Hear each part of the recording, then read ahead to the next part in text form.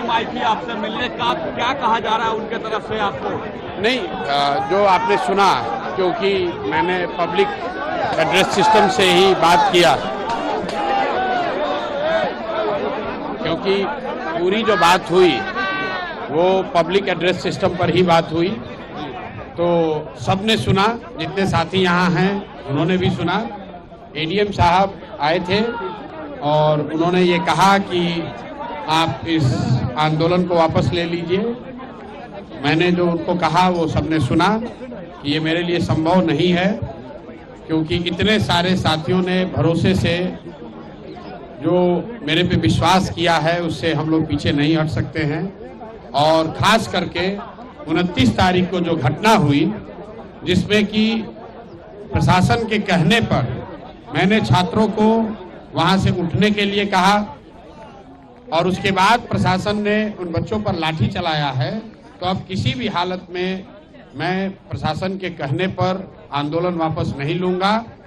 और वापस होने की एक ही शर्त है, और वो शर्त ये है कि बच्चे तय करेंगे कि उनको आंदोलन आगे करना है कि नहीं करना है। और वो तय करने के लिए मैंने शर्त रखी है कि बच्चों से मुख्यमंत्री सीधे मिलें, ना उसमें प्रशांत किशोर रहे ना कोई दूसरा रहे।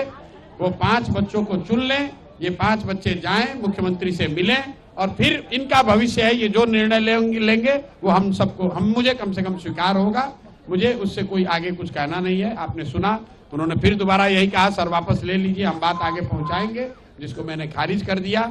मैंने उनको ये भी कहा कि अगर आप जबरदस्ती करेंगे, आप पकड़ना चाहेंगे, तो उसके लिए कोई जबरदस्ती बल प्रयोग करने की जरूरत नहीं है। आपको लाठी मारना है, हमको मारिए, हमको पकड़ के ले चलिए।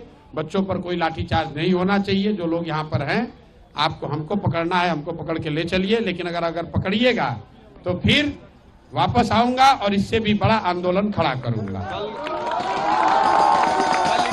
29 तारीख को हम लोग गोलंबर पर, जेपी गोलंबर पर हम लोग बैठे थे।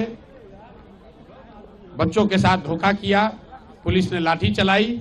उसका खामियाजा ये है कि गांधी मैदान का एक हिस्सा हम लोग कब्जा करके बैठे हुए हैं। और अगर प्रशासन ने फिर धोखा किया तो अगली बार पूरा गांधी मैदान कैप्चर करके बैठेंगे। अगर